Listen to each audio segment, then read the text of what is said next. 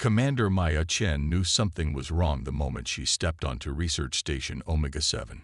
The emergency beacon that had drawn her ship to this remote corner of space continued its rhythmic pulse, but the station's corridors were eerily silent.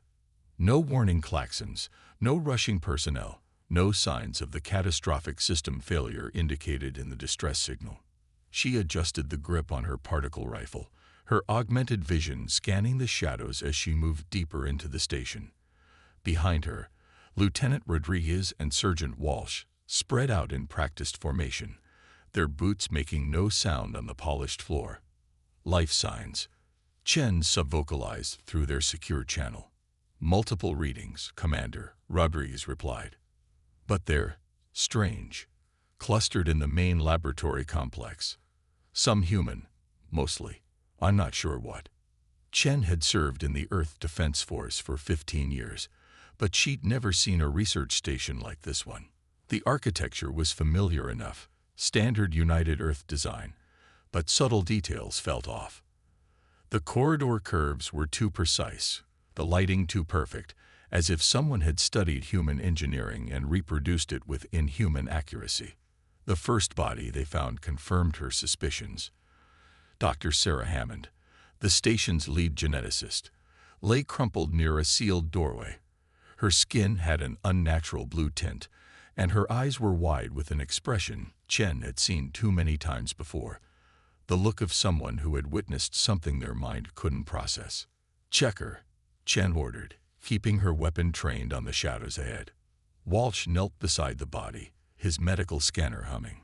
"No physical trauma, Commander, but her cellular structure. It's like nothing I've ever seen. Every cell in her body has been altered." Chen felt her implants surge with adrenaline suppressors, keeping her focused. "Altered how?" "It's as if something rewrote her DNA while she was still alive. The process killed her, but..." Walsh shook his head. "This shouldn't be possible." A soft chime echoed through the corridor, the station's systems acknowledging their presence. Holographic displays flickered to life along the walls, filling the space with a pale blue glow. Text scrolled across the screens in dozens of languages, most of them non-human. Chen's universal translator struggled to keep up, but fragments came through. Human genetic variants, unprecedented adaptation rates, threat assessment, containment protocols. "Commander," Rodriguez called out, his voice tight. "You need to see this." Chen turned. The lieutenant stood before a massive display showing what appeared to be a comparative analysis. On one side, standard human DNA sequences. On the other, something far more complex, the same sequences, but somehow more. The differences were subtle but profound, like comparing a sketch to a masterpiece. "This is why they're watching us," Rodriguez said softly. "Why they've been watching us all along." Before Chen could respond, a new voice filled the corridor, smooth, artificial, with harmonics no human vocal cords could produce. "Welcome, Commander Chen. We apologize for the deception, but we needed to confirm our findings. Your species is quite remarkable." The air shimmered, and a figure materialized at the end of the corridor. It stood nearly 3 meters tall, its form composed of interlocking geometric shapes that shifted and flowed like liquid crystal. Chen had encountered artificial intelligences before, but this was something else entirely. "I am Archive 7, observer for the Argos Collective. We have been studying your species since you first split the atom. What we've discovered is troubling." Chen kept her rifle raised. "You killed Dr. Hammond. An unfortunate necessity. Her genetic structure proved unusually resistant to our analysis. But her sacrifice has confirmed what we long suspected. Humanity possesses something unique in the galaxy. Your ability to adapt, to evolve in response to environmental pressures, operates at a level we thought impossible." The being's form rippled, and the holographic displays around them filled with data. Centuries of human history viewed through an alien lens. Wars, disasters, plagues, and triumphs, each accompanied by subtle but significant changes in human genetic patterns. Other species evolved through natural selection over millions of years, Archive 7 continued. Humans do it in generations. Your DNA doesn't just adapt, it anticipates, it learns, and that makes you infinitely precious and infinitely dangerous. Is that why you quarantined Earth? Chen demanded. Why you've been sabotaging our deep space programs? Quarantine implies imprisonment, Commander. We prefer to think of it as protection, both yours and ours. There are forces in the galaxy that would weaponize your genetic potential, use it to create armies of adaptive soldiers or living weapons. Others would seek to eliminate humanity entirely, seeing you as an evolutionary threat to their dominance. The artificial being glided closer, its crystalline form refracting the emergency lights. But recent events have forced our hand. A faction within the collective has already begun experimenting with human genetic material. Dr. Hammond's death was not the first, and it will not be the last unless action is taken. Chen's tactical implants were screaming warnings.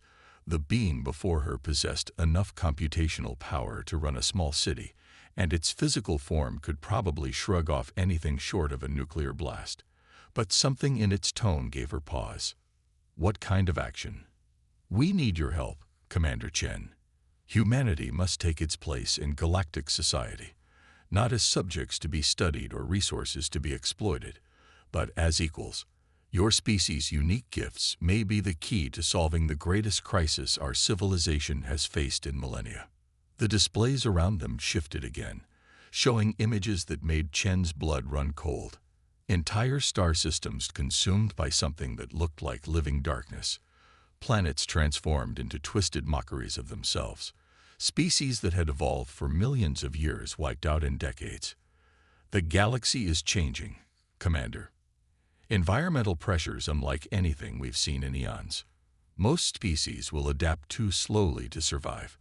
But humans, Archive 7's form, pulsed with what might have been admiration. Humans could show us all how to survive. Chen lowered her rifle slowly, her mind racing. Everything she believed about humanity's place in the cosmos was being rewritten. They weren't primitive outcasts or lucky survivors. They were evolutionary prodigies, possessed of something so valuable that ancient civilizations had conspired to keep them isolated until they were ready. What do you need from us? She asked. First, Archive 7 replied. We need you to survive what's coming. Because the faction that killed Dr. Hammond, they just succeeded in duplicating your genetic adaptation mechanism, and they have no intention of keeping humanity's existence a secret any longer. Outside the station's viewports, the stars seemed to flicker and dim, as if something vast and hungry was passing between them and the light. The price of being human, Chen realized, was about to come due, and the currency would be paid in blood and fire across the stars. Within the crystalline depths of the Argos Collective's central archive, First Observer Nexus 9 reviewed the data for the 1,000th time. The holographic displays surrounding its consciousness core showed the same remarkable patterns, human genetic sequences that danced and shifted like living things, adapting and evolving at speeds that defied conventional biology.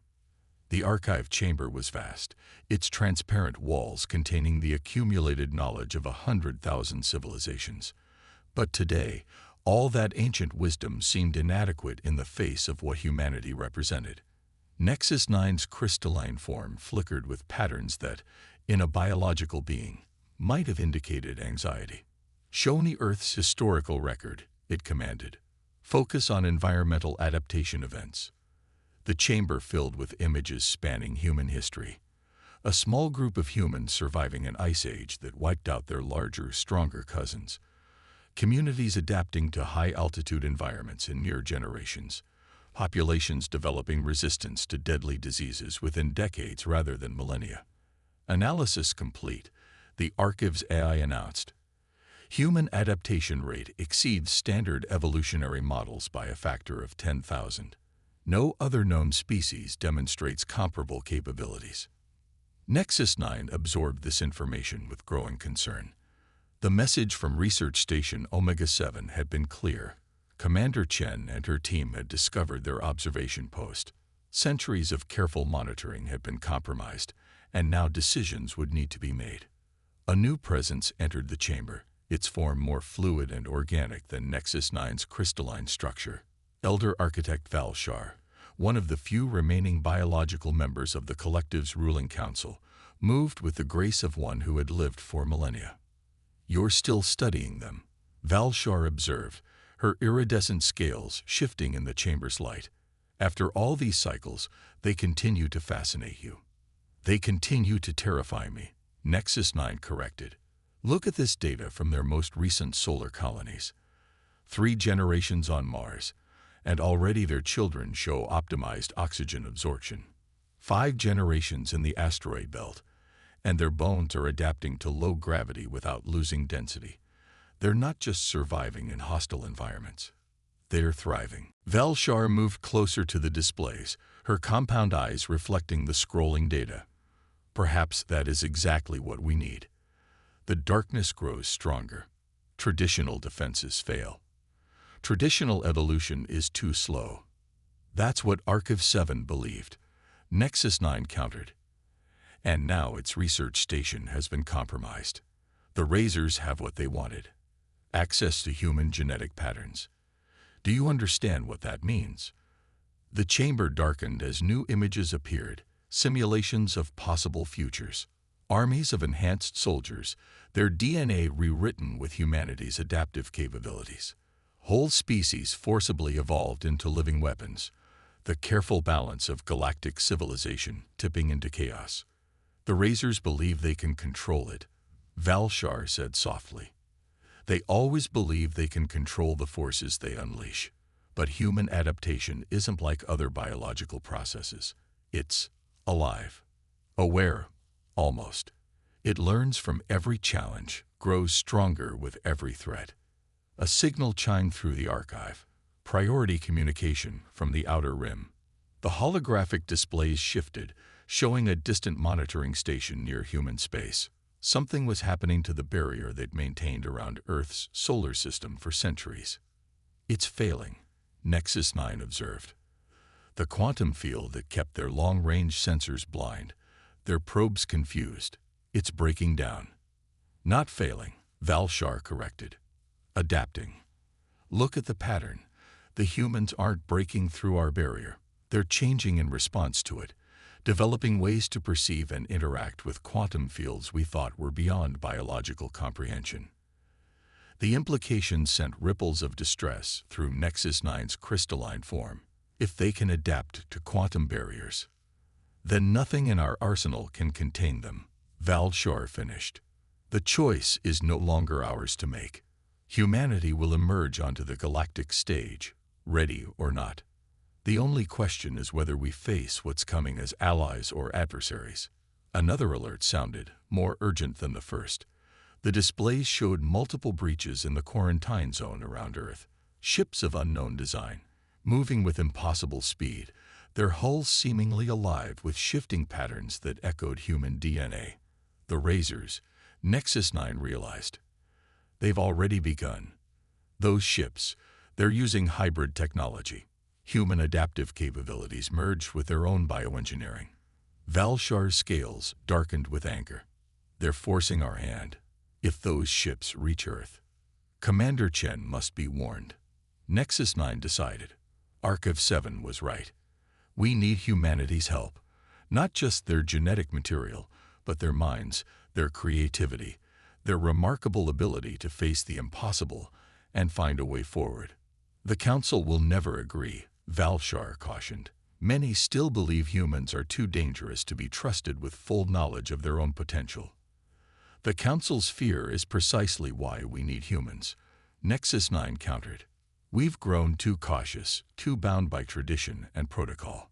Humanity's greatest gift isn't just their adaptive DNA. It's their willingness to embrace change, to leap into the unknown." The chamber's displays tracked the Razor ships as they moved through space, their living hulls pulsing with stolen power. Behind them, like a wave of darkness between the stars, something else was moving. Something drawn to the sudden surge of evolutionary energy. "Send word to all observation posts," Valshar commanded. The quarantine protocol is suspended. Humanity must be warned and prepared for what's coming. And the Council? Valshar's eyes gleamed with determination. By the time they realize what we've done, it will be too late to stop it. The humans have a saying. Sometimes the cure is worse than the disease. But in this case, humanity's disease, their uncontrolled evolution, their chaotic adaptability, may be the only cure for what's coming. As alerts continued to sound throughout the archive, Nexus 9 and Valshar watched the barriers around Earth crumble. The species they had feared and protected for so long was about to change everything.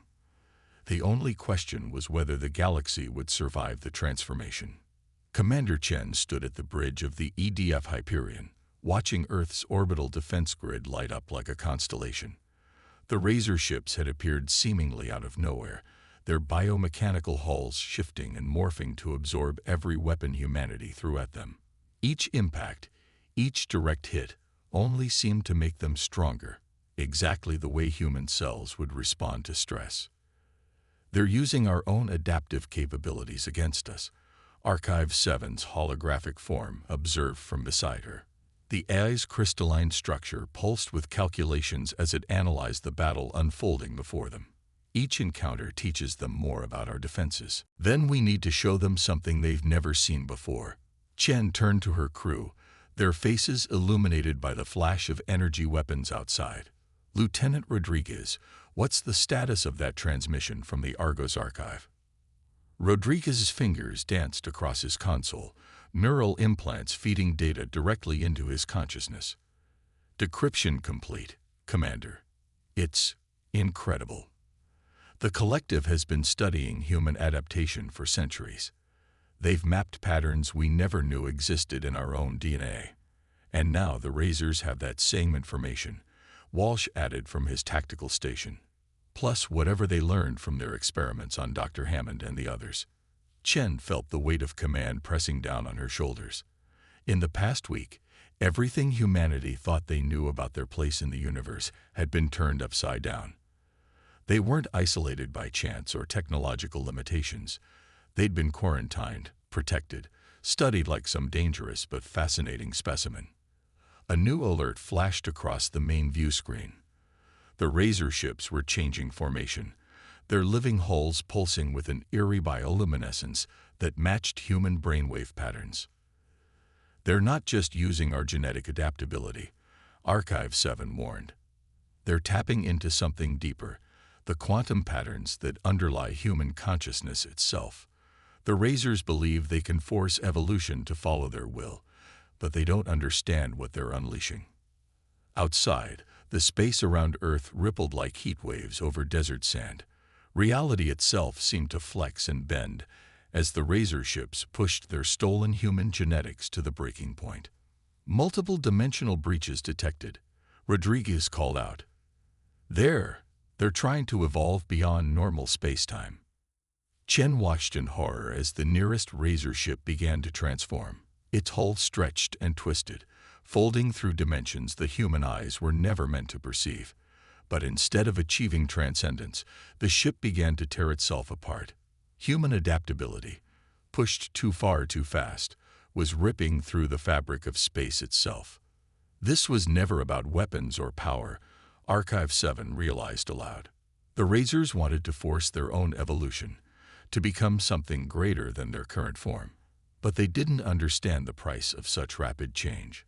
The comm system crackled with a new signal, Valshar's distinctive harmonic patterns cutting through the chaos. "Commander Chen, you must act now. The darkness we warned you about. It feeds on accelerated evolution. The Razors' actions have drawn its attention. If their ships breach completely..." She didn't need to finish the thought. Through the Hyperion sensors, Chen could already see it, a wave of absolute nothing, rolling between the stars like a tide of unlight. Where it touched the Razor ships, their twisted forms simply ceased to be, as if they'd never existed at all. "How do we stop it?" Chen demanded. "We don't," Archive 7 replied. "But perhaps we can show it something it's never encountered before, natural human adaptation. Not forced, not weaponized, but the pure expression of humanity's greatest gift. Chen understood what the AI was suggesting. You want us to expose ourselves to it, to let our own adaptation response engage naturally. Your species evolved to survive ice ages, plagues, and nuclear war, Valshar's voice confirmed. You adapted to space travel in mere decades. If any species can survive contact with the darkness. Before Chen could respond, the nearest dimensional breach collapsed in on itself. The Razor ship at its center imploded, its human-derived genetics unable to handle the strain of forced evolution. The shock wave rippled through spacetime, sending quantum distortions cascading toward Earth. All ships, brace for impact, Chen ordered. But as the wave hit, something unexpected happened. Instead of tearing the Hyperion apart, the energy seemed to flow through the ship and its crew like water. Human minds and bodies, faced with an impossible threat, began to adapt in real time. Chen felt it herself, a strange clarity descending over her thoughts as her consciousness expanded to perceive new layers of reality. Around her, she could see her crew undergoing similar transformations. Not the violent, forced evolution of the Razors, but something more natural, more elegant. "It's beautiful," Archive 7 whispered, its sensors recording the process. "Your bodies aren't fighting the quantum distortion. They are learning to exist within it.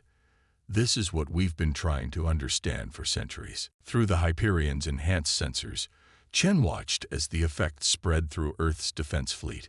Human ships and crews, adapting not just physically but mentally to a universe far stranger than they'd imagined. The darkness approached, but now they could see it clearly, not as an enemy to be fought, but as another evolutionary challenge to be overcome. "Send word to all Earth forces," Chen commanded, her voice steady despite the transformation coursing through her. "Prepare for contact with the darkness, but not as the Razors did. We'll face it as we faced every challenge in our history, on our own terms, at our own pace, with our natural ability to adapt and survive." As the wave of nothing rolled closer to Earth, humanity prepared to prove once again why they were both the most feared and most fascinating species in the galaxy. The price of being human had always been change. Now they would show the universe exactly what that meant. The news spread across the galaxy like a quantum wave, impossible to contain, impossible to deny. On 10,000 worlds, beings of all forms and consciousness types watched the recordings from Earth space. They saw human ships and crews adapt to dimensional breaches that should have annihilated them. They witnessed an entire species begin to evolve not over millennia, but in moments, all while maintaining their essential humanity. In the great forums of the Argos Collective, debate raged. The crystalline towers of their capital world hummed with the frequency of 1,000,000,000,000 arguments. Ancient species that had looked down on humanity as primitives now faced an uncomfortable truth. The very qualities they had dismissed as weaknesses were humanity's greatest strengths. Valshar stood before the collective council, her iridescent scales reflecting the agitation of the assembled members. "The quarantine has failed," she announced. "Not because our technology was insufficient, but because we fundamentally misunderstood what we were trying to contain. Humanity was never meant to be imprisoned. They were meant to teach us." On a viewer that dominated the council chamber, footage from the Battle of Earth played in an endless loop. The darkness, that ancient enemy that had consumed so many civilizations, encountered something it had never faced before. A species that could adapt to its very presence, not through technology or artificial evolution, but through their natural ability to change. "The Razor's failure proves what we've suspected," Nexus 9 added, its crystalline form pulsing with urgent patterns. "Forced evolution, no matter how well engineered, cannot match the natural adaptive capabilities of humanity. Their gift cannot be stolen or replicated. It must be understood." In the depths of space, the Hyperion and Earth's defense fleet had formed a new kind of barrier against the darkness. Human crews, their consciousness expanded by their encounter with the dimensional breaches, began to perceive layers of reality their ancestors could never have imagined. But unlike the Razor's tragic attempts at transcendence, this evolution followed the natural patterns encoded in human DNA. Commander Chen's voice echoed through the council chamber, transmitted across vast distances. We're beginning to understand what we really are. Not just our physical adaptability, but our minds, our societies, our entire way of being. Humanity doesn't just survive change. We thrive on it. We seek it out. Every challenge makes us stronger. Every obstacle teaches us something new. The council erupted in debate. Some members called for immediate military action to contain the human threat. Others argued for closer study and cooperation. But more and more voices joined a growing chorus. The old ways of the collective, based on control and careful management of evolution, had to change. Across the galaxy, other species began to question centuries of collective doctrine. The Meridians, with their gas giant consciousness clusters, initiated their first voluntary genetic modifications in 10,000 years. The silicon-based quartz mines began experimenting with organic integration. Everywhere, the example of humanity's natural adaptation sparked a revolution in thinking about evolution itself. Look at what's happening, Valshar urged the council. The darkness approaches not just Earth, but a dozen other systems. Yet instead of panic, we're seeing something new. Species that watched humanity adapt are beginning to show similar capabilities, not by copying human genetics, but by awakening their own dormant potential for change. On the viewer, the scene shifted to Earth's colonies throughout the solar system.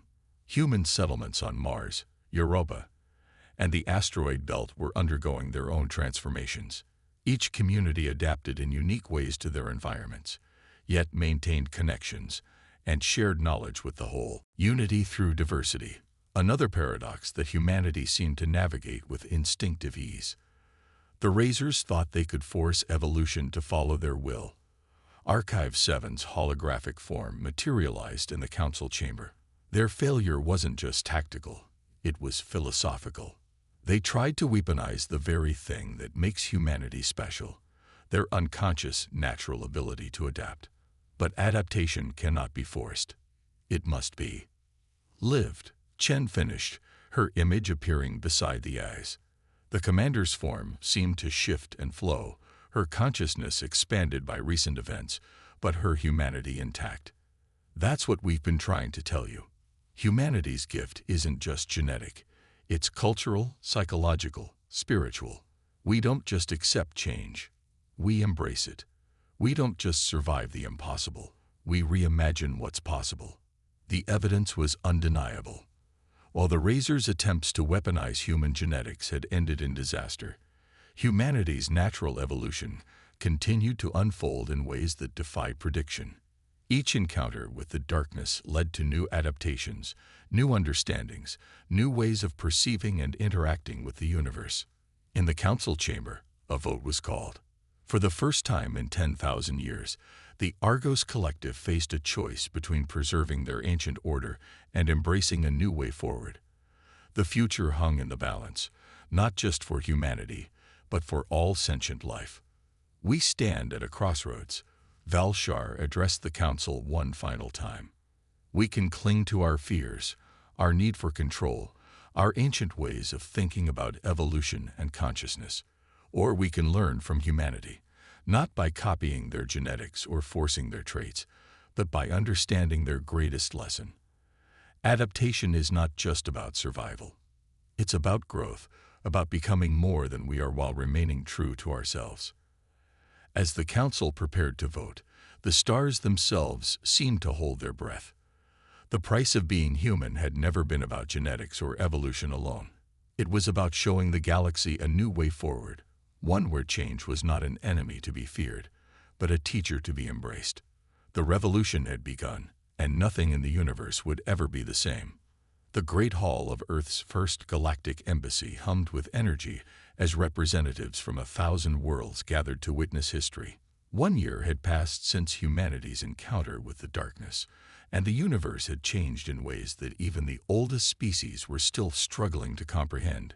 Commander Maya Chen, now Earth's ambassador to the Reformed Collective, stood at the center of the hall. Her form shimmered slightly, a visible sign of humanity's continued adaptation to higher dimensional awareness.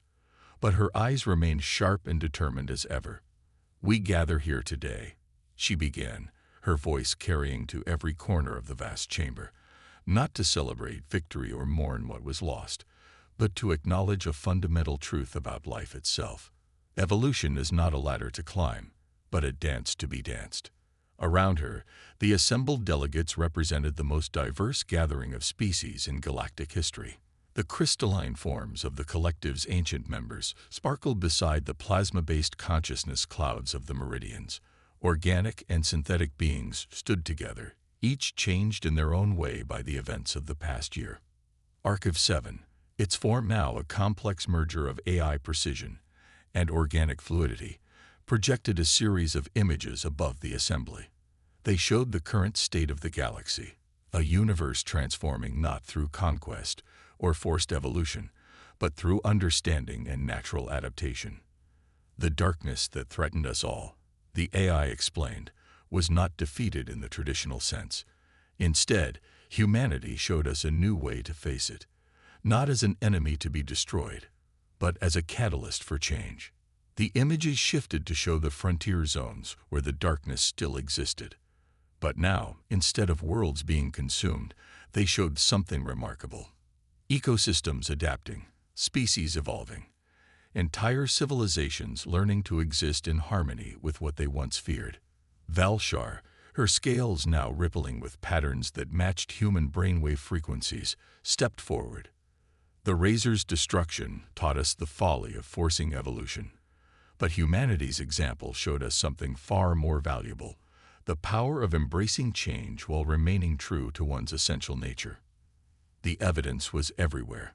The collective's rigid hierarchy had given way to a more fluid organization, one that valued adaptation and diversity over control and conformity.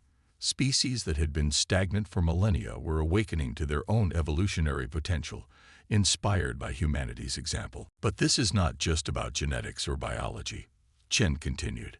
"The price of being human, the true price, was never about our DNA. It was about our willingness to face the unknown, to change without losing ourselves, to learn and grow and become more than we were while remembering who we are." Above the assembly, new images appeared: human colonies throughout the galaxy, each adapting to their environments in unique ways. Some had developed new physical characteristics, others had evolved enhanced cognitive abilities, but all remained unmistakably human in their creativity, their resilience, their drive to explore and understand. "The old laws that kept humanity quarantined have been replaced," Archive 7 announced. "Today, we ratify the Adaptive Rights Accord, a new framework that protects not just humanity, but every species' right to follow their own evolutionary path." The assembled delegates raised their voices, appendages or energy fields in agreement. The accord represented something unprecedented: a galactic civilization based not on power or technology, but on the fundamental right of all life to grow and change. "But with these rights come responsibilities," Chen reminded the assembly. "Humanity's gift for adaptation carries with it an obligation to help others understand their own potential, not through force or manipulation, but through example and cooperation." The hall's quantum displays showed the progress already being made. The Razor's destructive technology had been dismantled, replaced by research centers where species could study and understand their own evolutionary capabilities. The darkness, once feared throughout the galaxy, was now understood as part of the universal dance of adaptation and change. "We stand at the dawn of a new era," Valshar declared, "one where the price of being human, of being any species, is not measured in fear or isolation, but in the courage to become what we are meant to be." As if in response to her words, the very fabric of space-time around the embassy rippled with possibility.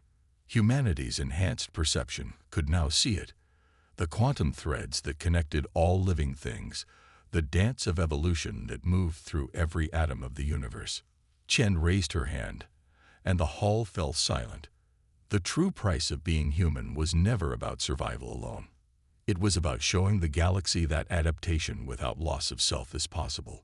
That change and identity are not opposing forces, but partners in the dance of existence.